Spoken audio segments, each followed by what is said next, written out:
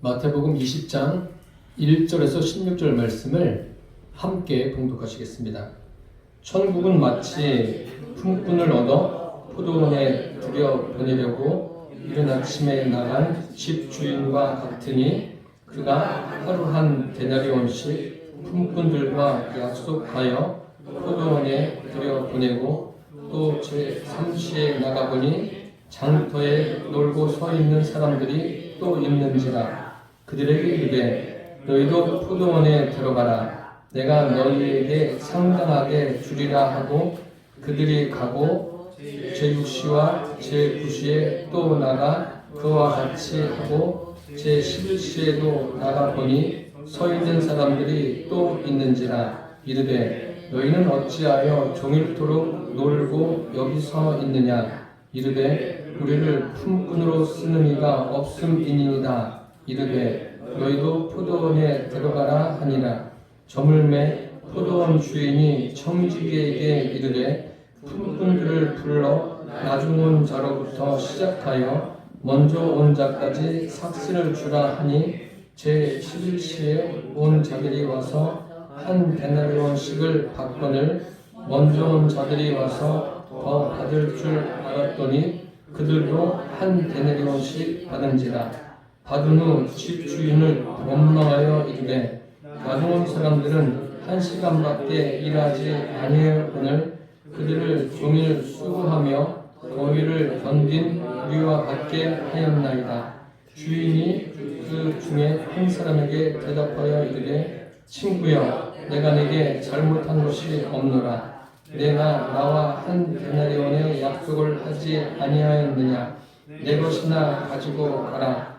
나중 온 이 사람에게 너와 같이 주는 것이 내 뜻이니라. 내 것을 가지고 내 뜻대로 할 것이 아니냐. 내가 선함으로 내가 악하게 보느냐. 이와 같이 나중된 자로서 먼저 되고 먼저 된 자로서 나중 되리라. 아멘. 오늘 말씀의 제목은 하나님의 뜻입니다. 하나님은 옳으신 분이십니다. 완전히 옳으십니다. 선하신데 완전히 선한 분이십니다. 그리고 그분은 그분의 뜻을 인간에게 알려주셨습니다. 오늘도 여러분 오실 때 단풍이 어떻습니까? 멀리 가지 않아도 도심에도 단풍을 볼 수 있습니다. 그 단풍을 보게 하신 분이 하나님이십니다. 그러한 것을 통해서도 하나님은 인생에게 뜻을 알리시죠. 특별히 성경을 통해서 하나님은 인생에게 뜻을 알리십니다. 그 세상에서 사람을 평가하는 기준이 있지 않습니까?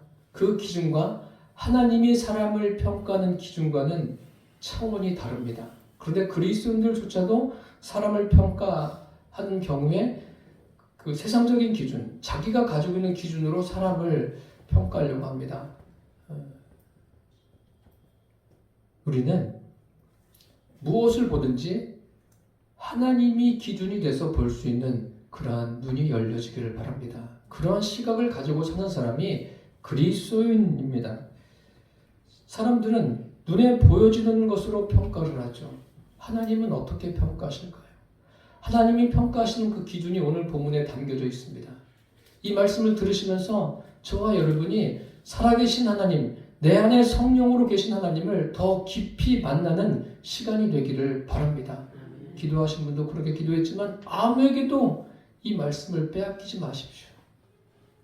오직 주님만 의식하는 이 예배가 되기를 바랍니다. 첫째로 하나님의 뜻은 하나님의 약속과 자신을 믿는 데 있습니다. 천국은 마치 이렇게 본문을 시작하죠. 천국은 어떻다는 거예요? 마치 품꾼을 얻어 포도원에 들여보내려는 집주인과 같다라고 했습니다. 그가 나가서 품꾼들을 들여보내죠. 들여보내는데 2절에 보니까 약속했다고 그랬어요. 품꾼들과 약속하여 들여보냈다.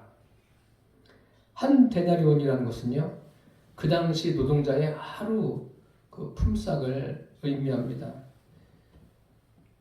그 하루 품삯을 주겠다고 하고 들여보내죠. 그리고 거기서 멈추지 않고 주인이 계속 나가봅니다. 제3시에도 나가고 또 제6시에도 나가고 9시에 또 11시까지 나가지 않습니까? 그들을 다 포도원으로 들여보낸 거예요. 들여보내서 이제 수확의 계절이라서 그런 건지 이제 많은 사람들이 필요했겠죠. 그래서 풍부들이 많이 와서 일을 하기 시작합니다.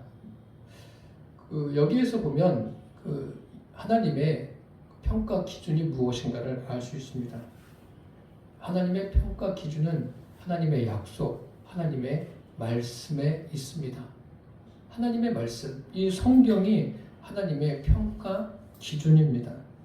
그러면 하나님께서 우리에게 약속을 주신 이유가 있지 않겠습니까? 약속을 주신 이유는 다른 데 있지 않고 늘 그 약속을 생각하고 약속을 주신 분을 의식하며 살라는 데 있습니다. 사실 포도원에 들어온 사람들이 무엇을 생각해야 맞습니까?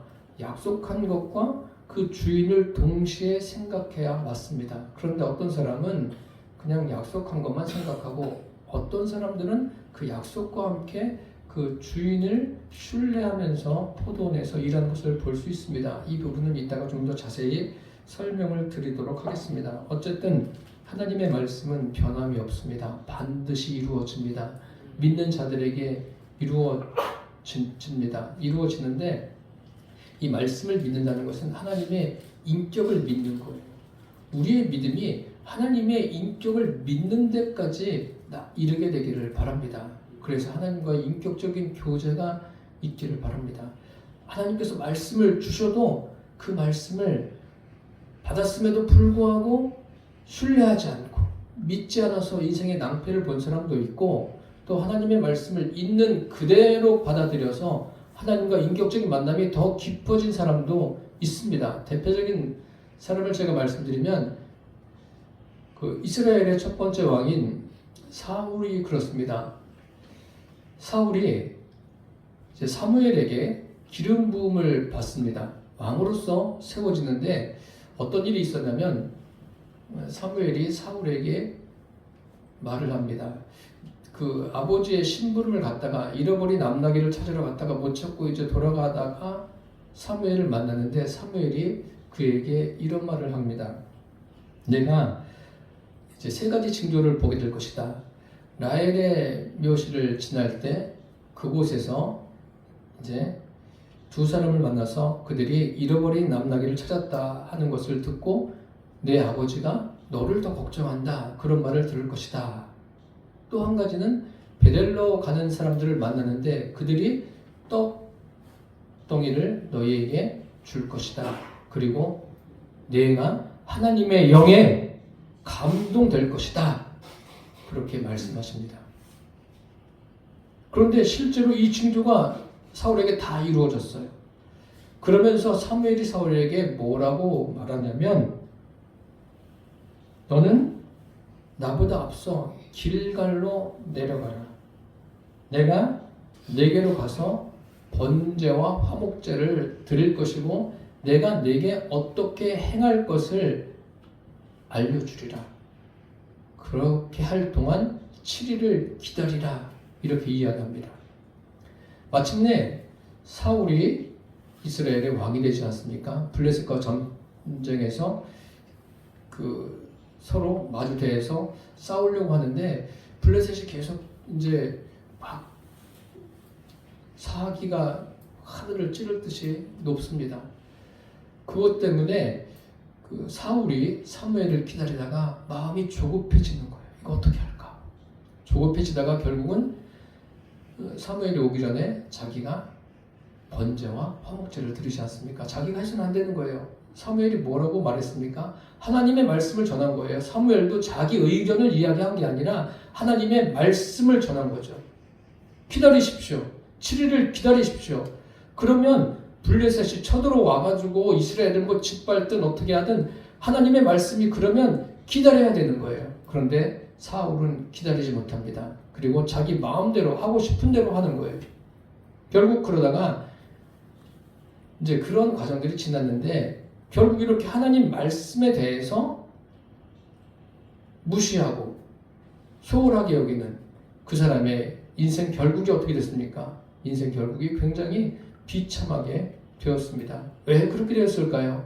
말씀은 듣고 이렇게 하면 되겠구나. 뭐 처음에는 좀 믿는 듯 했는데 끝까지 그 말씀을 붙잡지도 못하고 믿지도 못하고 하나님에 대한 하나님 자신에 대한 믿음이 없었기 때문에 사울이 인생의 결말이 참 비참하게 된 것입니다. 반대로 신약 성경에 기록된 바울을 보십시오. 바울은 다메섹 도상에서 주님을 만난 이후에 그의 그 복음을 전하는 그 과정들을 보면은 무엇을 알 수 있냐면 하나님이 바울이란 사람을 어떻게 다루어 가시는가. 여러분 사도행전을 좀 깊이 읽어보세요. 읽어보시면 내가 인생에 겪는 그 일들을 통해서 하나님이 나에게 무엇을 말씀하시는 건가 그 답을 바로 발견할 수 있어요. 이제 바울이 그 사도행전 끝부분에 가면 복음을 전하기 위해서 로마로 갑니다. 로마로 가는데 죄수의 몸으로 가요. 바다를 건너가야 되는데 배를 타고 가지 않습니까? 그때 배를 타고 가기 전에 바울이 무슨 이야기를 하냐면 거기 뭐 백부장이나 죄수의 몸이니까요. 또 선자와 선주 거기 모여있는 사람들에게 이번 항해는 하지 않는 게 좋겠습니다. 화물과 배뿐 아니라 우리 생명에도 타격과 손해가 있을 겁니다. 분명하게 전했어요. 바울의 의견이 아니에요. 하나님이 주신 말씀을 전한 거예요. 그런데 백부장은 선장과 선주의 말을 바울의 말보다 더 믿더라 라고 성경에 기록되어 있습니다. 아닌 게 아니라 이제 항해를 하는데 남풍이 순하게 부는 거예요. 돛을 올리고 갑니다. 얼마나 좋았겠어요. 그래도 경험이 많은 선장의 말이 맞구나. 또 선주도 참 옆에서 잘 거들었구나. 백부장이 그렇게 생각했을 것 아닙니까? 그런데 성경에 어떤 말씀이 기록되어 있냐면 얼마 안 되어서 어떤 일이 있었냐면 그곳에 큰 풍랑이 일어납니다. 유라굴로라는 광풍이 일어납니다. 광풍이 일어나니까 배에 있는 사람들이 정신이 없는 거예요. 여러분 인생에 어려운 일을 당해보세요. 정신이 있습니까? 정신이 없어요. 잠시는 없습니다. 없는데 어디까지 없어지나 보십시오. 그들이 그냥 처음에는 돛을 탁 올리고 바람이 부는 대로 간 거예요. 얼마나 다들 이거 참 기분 좋게 갑니다. 가는데 큰 풍랑을 만나서는 뭐 그냥 물결 치는 대로 흘러가는 거예요. 자기들의 어떤 의지에는 관계가 없어요. 또 선장이 내가 배를 이렇게 해야 되겠다 그것도 관계가 없습니다. 풍랑이 계속 일어납니다. 이튿날 돼도 풍랑이 멈춰지질 않아요. 그러니까 그 배에 있는 사공들이 배에 있는 물건들을 버리죠. 짐들을 버려요. 바다에 던져버립니다. 왜요? 좀 더 가볍게 해서 배에 어떤 문제가 생기지 않게 하려고 하는 거 아닙니까? 그런데 이틀이 지나도 변화가 없어요. 3일째 되는데도 계속 풍랑은 있습니다. 그래서 이번에는 배의 기구들을 다 버립니다. 계속 풍랑이 일어나는데 그냥 풍랑만 일어나는 게 아니라 칠흑 같은 밤이 계속되는 거예요. 해도 보이지 않고 별도 보이지 않고 계속 깜깜한 밤이에요. 얼마나 풍랑이 심한지 거기 성경에 보니까 뭐라고 기록됐냐면 거기에서 사람들이 구원의 여망이 다 없어졌더라 이렇게 기록되어 있습니다. 사람이요 어제 우리가 지금 다니엘 기도회를 하고 있는데 권호중 씨가 그 간증을 하면서 그런 얘기를 하더라고요. 여러분 고난 받으셔야 됩니다. 그렇게 이야기를 하더라고요. 근데 들을 때는 얼마나 그게 부담이에요. 고난 받는 사람들에게 부담인데 참 제대로 전하더라고요. 여기 구원의 여망이 다 없어졌다고 그랬어요. 이 사람들이 어떤 사람이에요? 로마의 죄수의 몸으로 가는 사람도 있지만 그렇지 않은 사람들도 있었던 거예요. 로마에 가서 여러 가지 할 일들이 있는 거 아닙니까? 그런데 구원의 여망이 다 없어진 거예요. 인생의 소망이 다 없어진 거예요. 완전히 인생의 바닥을 친 거예요. 지금 언제 죽을지 모르는 거예요. 살 소망이 있는 게 아니라 이제 내가 언제 죽을까? 죽을 날만 기다리는 거예요. 이런 경우까지 가보셨습니까? 혹시? 그때 그런 상황에서 바울이 등장을 합니다. 바울이 등장하면서 여러분이요, 내 말을 듣고 그레데에서 떠나지 않았으면 이 타격과 손해를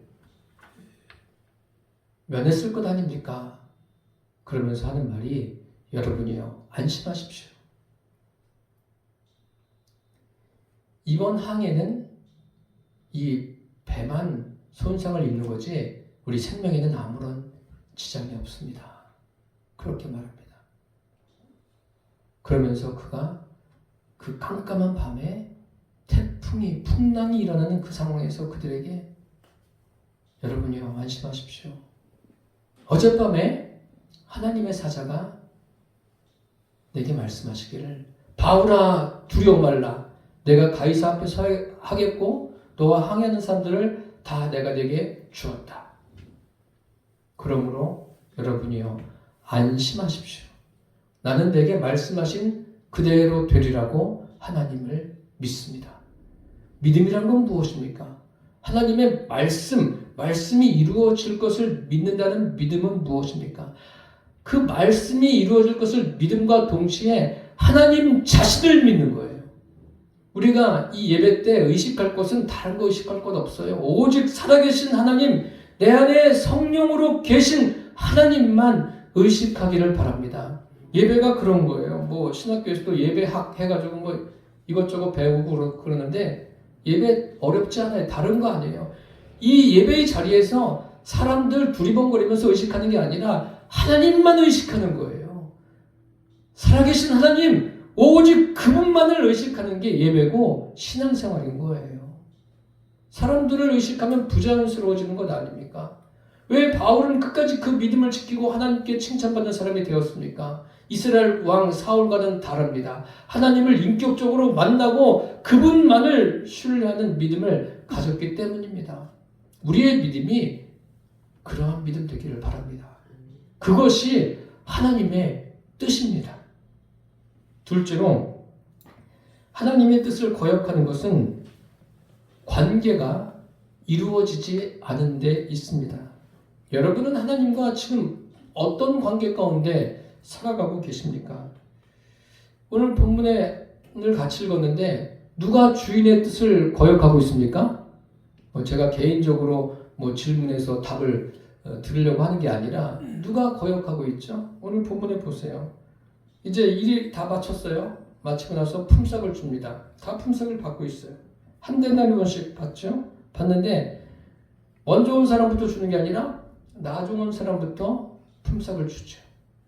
제일 나중 온 사람이 한 데나리온 받았습니다. 그럼 처음 온 사람, 막 이른 아침에 오전 9시 전에 온 사람은 얼마를 받을까요? 그 사람은 무슨 생각을 할까요? 야, 1시간밖에 일하지 않은 사람에게 한 데나리온 줬으니까 나에게는 더 많이 주겠다. 그런 생각이 들겠습니까? 안 들겠습니까? 당연히 드는 게 사람이죠. 그런 생각이 드는 거예요. 야, 나는 얼마를 더 받을까? 그런데 오늘 본문에 보니까 똑같이 줍니다. 집주인이 똑같이 줘요. 그게 하나님의 뜻인 거예요. 성경을 읽어보면 야, 이게 하나님의 뜻이구나. 그런 게 얼마나 많아요. 과부가 한구만 두 렙돈을 하나님께서 받으셨다는 거예요.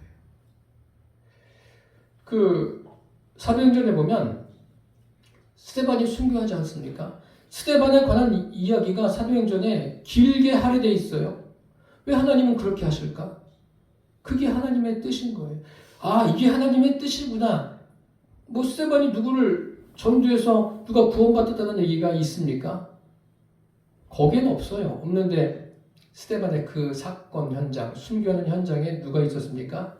사도 바울이 있지 않았습니까?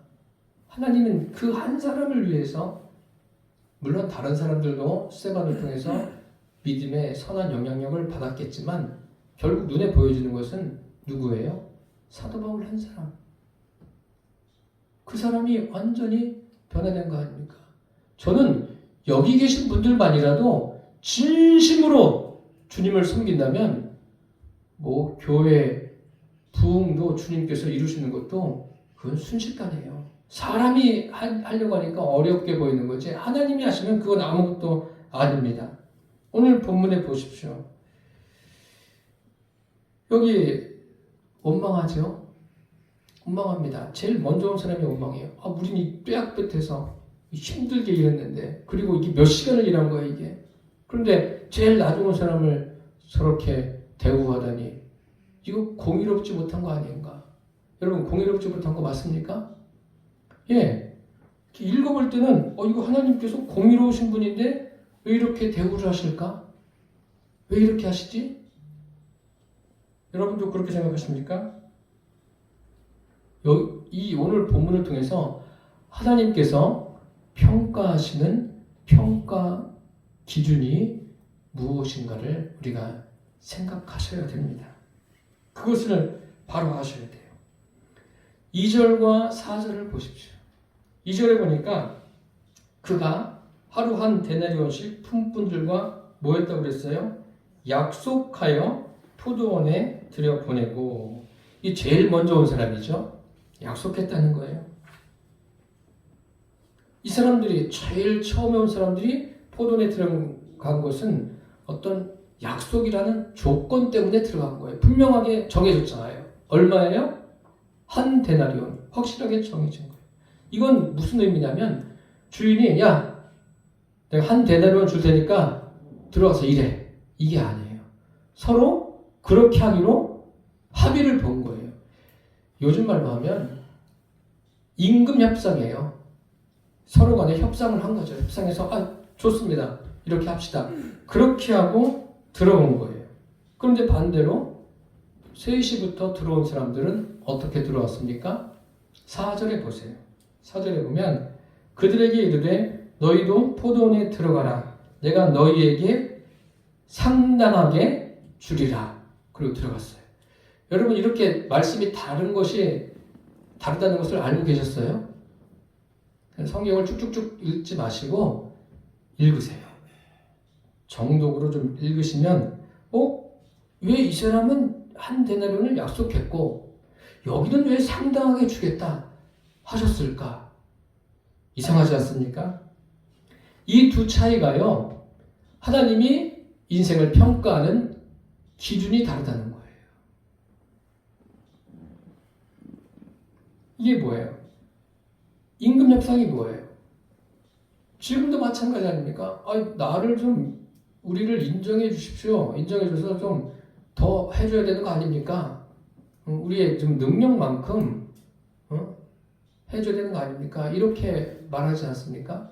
그래서 어렵게 막 협상이 되어지는 거 아니에요. 그래서 사측에다가 협박도 하고 서로 그래서 결국은 타결이 대부분 되지 않습니까? 지금 여기서 뭐 협박했다 그런 내용은 없지만 자기들의 능력치만큼 된 거예요. 딱 협상이 된 거 아닙니까? 그러니까 자기가 얼마를 받기로 딱 약속하고 간 거예요. 그럼 그 사람은 무슨 생각하겠어요?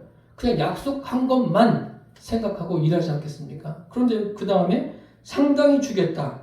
이 말만 듣고 온 사람들은 뭐예요? 어떤 의미죠? 내 자신의 능력을 평가하는 것이 나에게도 있지 않아요. 누구에게 있는 거예요? 오직 집주인에게 있는 거예요. 집주인은 하나님을 의미합니다. 하나님께만 있는 거예요. 당신이 평가하십시오. 알아서 하십시오. 맡기고 가는 거예요. 이게 다른 거예요. 이게 차이점입니다. 무슨 말씀인지 이해가 되십니까? 2절과 4절에 큰 차이가 있는 거예요. 이 부분을 여러분들이 제대로 알고 계셔야 돼요. 이 처음에 온 사람들은 약속 자체만 믿고 온 거예요. 그 집주인에게는 별로 큰 관심이 없는 거예요. 내 어떤 일만 이루어지면 되는 거예요. 내가 목적하는 바만 이루어지면 되는 거예요. 교회도 그런 사람들 얼마나 많습니까? 그러다가 왔다가 떠나고 또 왔다가 떠나고 그런 사람도 많아요. 조건 때문에 그 이상도 그 이하도 아니에요. 그런데 이제 그 다음에 상당하게 주겠다. 이것은 좀 다른 거예요. 뭐냐면 주인에게 맡겼으니까 이 사람들은 누구를 생각하겠습니까? 주인이 상당하게 주겠다 하는 그 말과 함께 주인을 신뢰하는 거예요. 주인께 맡기는 거예요. 이게 뭐냐면 인격적인 신뢰 관계가 이루어진 거예요. 주인의 말과 주인 자신을 신뢰하는 거죠. 믿음이란 건 뭐냐면요. 하나님의 약속의 말씀과 그 말씀을 하신 하나님, 물론 말씀 속에는 하나님의 인격이 담겨져 있습니다만 그 말씀하신 하나님과 하나님 자신을 믿는 믿음, 이것이 믿음인 거예요.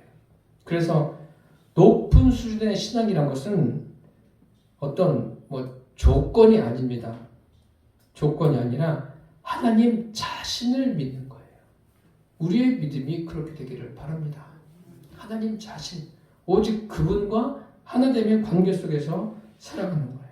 내가 무엇을 얼마나 많이 했느냐, 그거 하나도 안 중요해요. 하나님은 우리를 보실 때 교회에서 얼마나 많이 봉사를 했느냐, 얼마나 많이 헌금을 했느냐, 이런 거 안 보세요.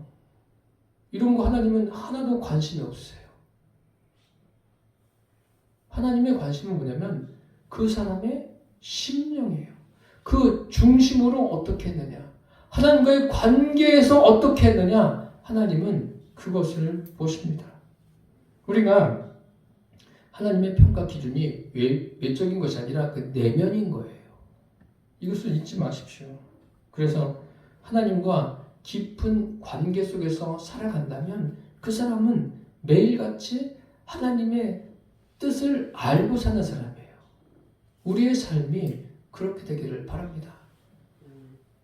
믿음이 그게 믿음이에요. 그리고 교회 나오는 목적도 그게 목적인 거예요. 그래서 말씀을 듣고 이 말씀을 통해서 하나님께 더 가까이 나가는 거예요. 저도 설교를 하고 설교하면서 하나님께 더 가까이 나가고 하나님만 의식하는 거예요. 여러분들도 그렇게 되기를 바랍니다. 제가 여러분들에게 무엇을 가르치겠습니까? 제가 무슨 가르치는 능력이 어디 있습니까? 하나님께서 성령으로 여러분 안에 계신 하나님께서 말씀을 깨닫게 하고 여러분들에게 역사하시는 거예요. 믿음을 갖게 성령님이 역사하시는 거예요.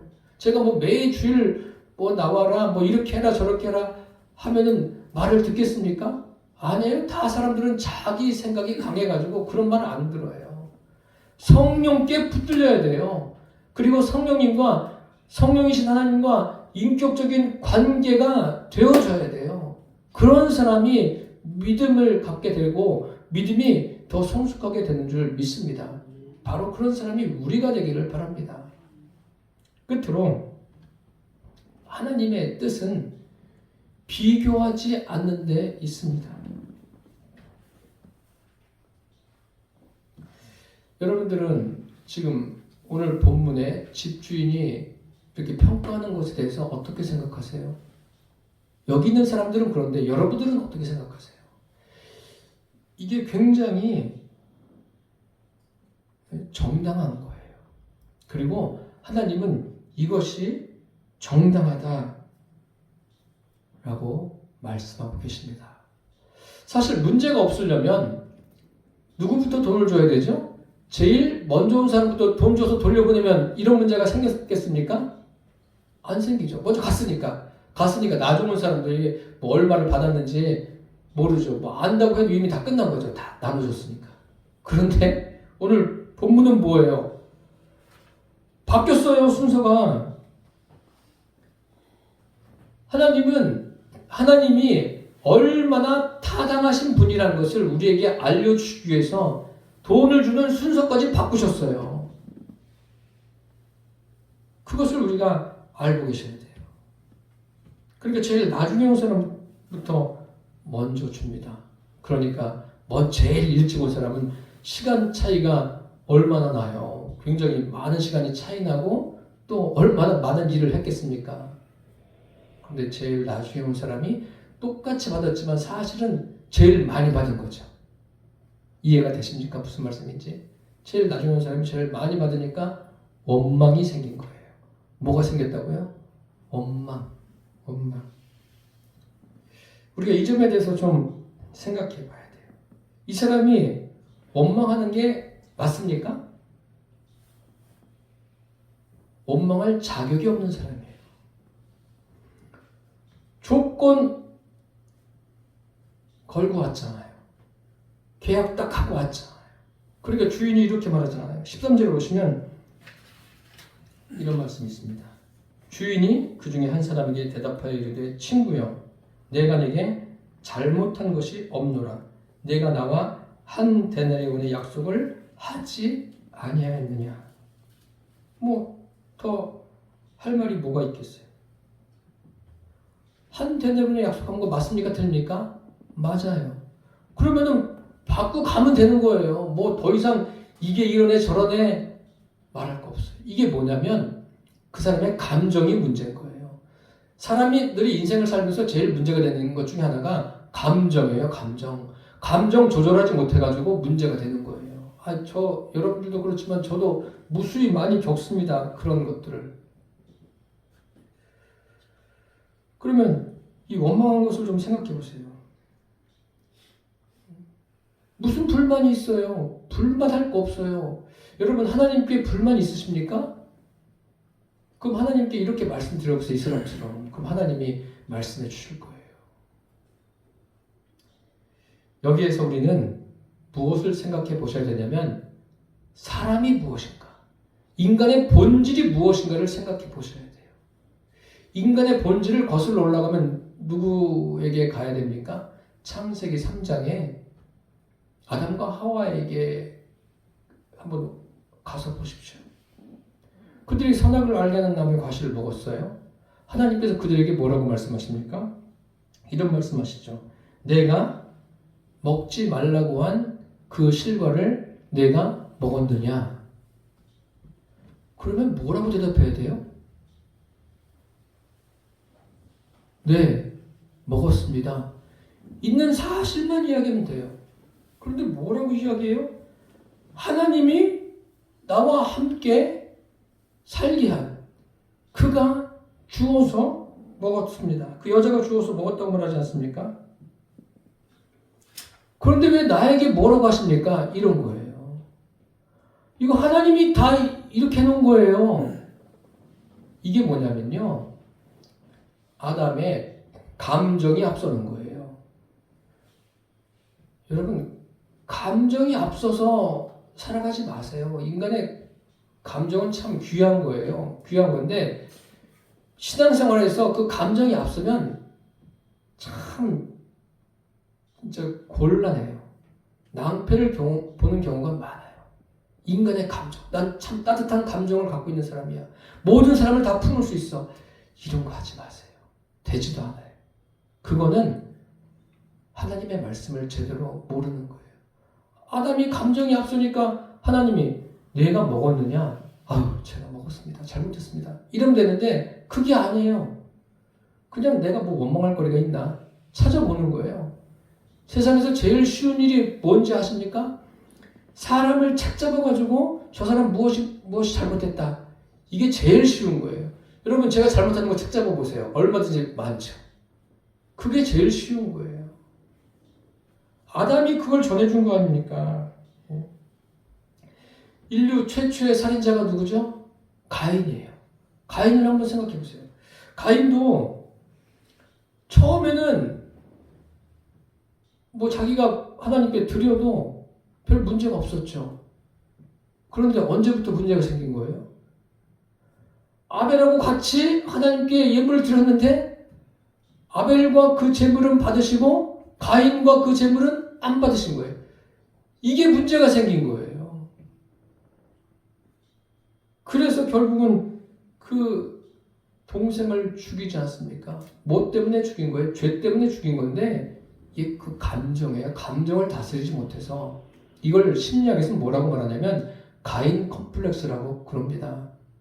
뭐 그냥 참고로만 알아두세요. 뭐 기억하지 않으셔도 됩니다.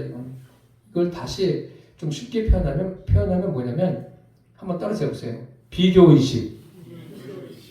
예, 이게 굉장히 큰 문제예요. 여기에서 문제가 되는 게 뭐냐면 비교하는 거예요. 잠언 14장에 보면 이런 말씀이 있습니다.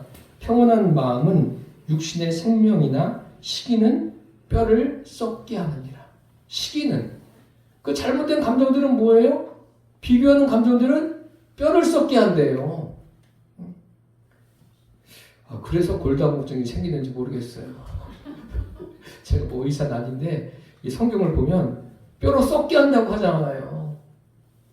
이렇게 무서운 말씀이 있습니다.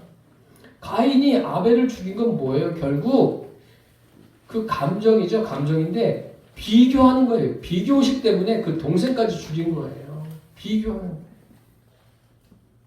아니, 비교하면 딱 떠올려지는 그런 사람들이 있지 않습니까? 출애굽한 이스라엘 백성들 보십시오.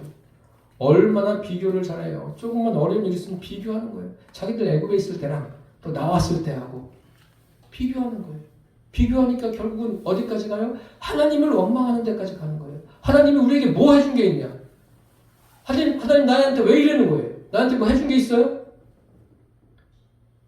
그러면 그렇게 원망했으면 하나님께로부터 답을 듣지 않았습니까? 이스라엘 백성들? 우리가 잘못했구나. 이렇게 하고 더 믿음을 가져야 되는데 아니에요. 비교하기 시작한 게 어디까지 가요? 그 비교하는 것 때문에 결국 멸망하지 않습니까? 약속의 땅 가나안에 들어가지를 못해요. 비교하지 마세요. 저 사람은 저런데 나는 이게 뭐지? 이거 하지 마세요. 여러분 자체로 고귀한 분이에요.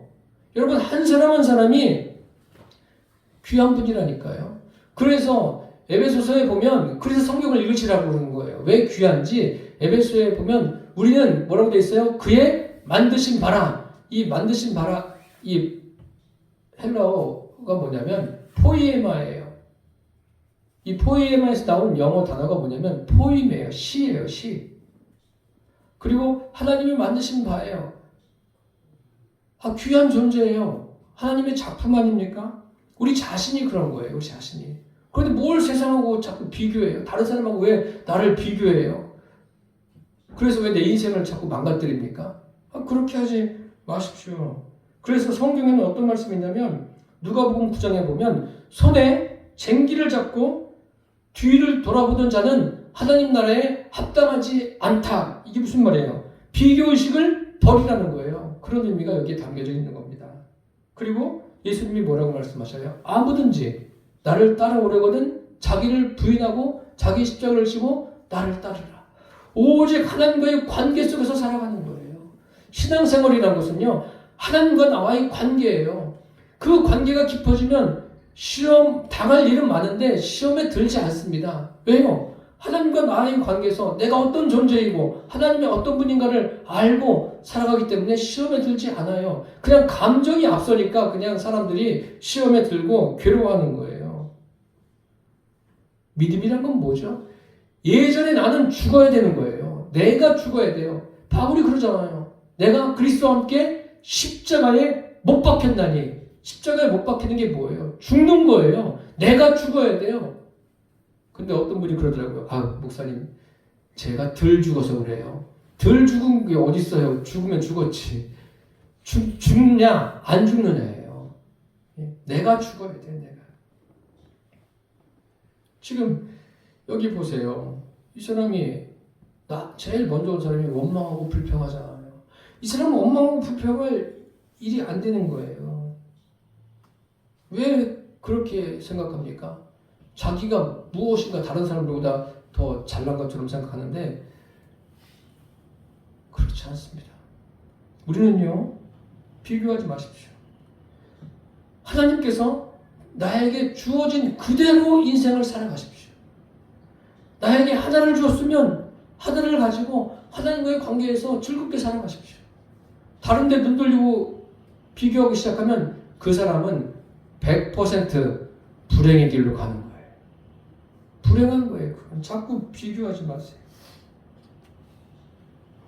다른 사람과 비교하면 불안하고 초조함이 더 많아지는 거예요. 오히 주님이 말씀하시지 않습니까? 수고하고 무거운 짐 자들아 다 내게로 오라. 나는 마음이 오냐고 겸손하니 내게로 와서 배우라고 하지 않습니까? 내 안에 그 마음 가지고 살아가면 되는 거예요. 주님의 마음, 너희 안에 이 마음을 품으라 하지 않습니까? 주님의 마음으로 인생을 살아가십시오. 그렇지 않으면 뼈가 썩는 거예요. 인생이 망하는 거예요. 예수님은 전혀 경쟁의식이 없지 않습니까? 여러분, 세상에서는 좋은 말로 선의의 경쟁 이야기합니다. 그게 뭐예요? 결국 비교하는 거 아니에요. 비교하지 마십시오. 우리는 하나님의 형상을 가지고 태어난 사람 아닙니까? 지금 여기 이 사람이 원망한 것, 그건 비교해서 그래요. 비교하기 때문에 원망하는 거예요.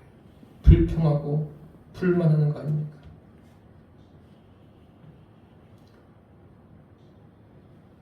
이 사람이 원망하는 것을 보세요. 원망한다는 것은 무엇을 의미합니까? 비교의식이 전혀 없으신 하나님이 그 안에 안 계신 거예요. 예수님이 그 중심에 계시지 않아서 비교하고 원망하고 불평하는 거예요. 예수님이 내 안에 계셔보세요. 무슨 비교를 해요? 그분께 집중하는데요. 이 사람은 아직 구원받지 못한 사람이에요. 교회에서도 마찬가지예요. 원망하고 불평을 늘어놓는 사람, 저 사람이 참 믿음이 연약해서 그럴 수 있지, 믿음이 연약해서 그럴 수 있지, 이렇게 하는 것은 좀 좋은 표현이고, 어떤 면에서는 그 사람 안에 예수님이 계시지 않아서 그럴 수 있는 거예요.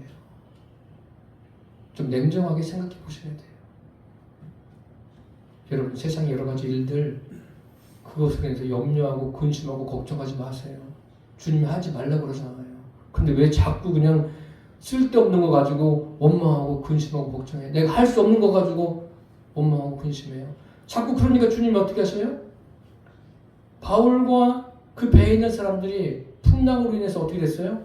구원의 영광이 다 없어졌다고 그랬어요. 거기까지 가야 비로소 사람들이 듣는 거예요. 자꾸 염려하고 걱정하고 근심하고 또 불평하고 원망하거든. 여러분, 하나님 앞에 그렇게 기도하세요. 하나님, 내가 그 풍랑을 맞는 사람처럼 되게 해주세요. 이건 싫죠. 이건 너무나 힘든 거니까.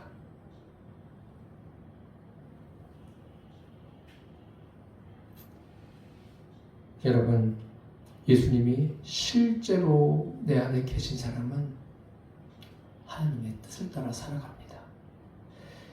여러분 안에 성령님이 계시지 않습니까?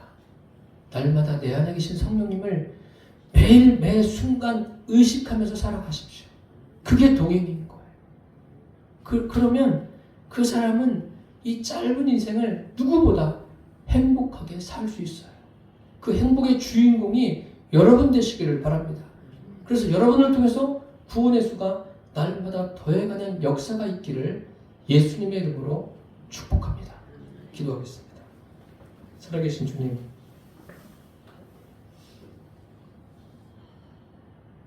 포도원의 그 품꾼들의 비유를 통해서 우리에게 하나님의 뜻이 무엇인가를 알려주셔서 감사합니다.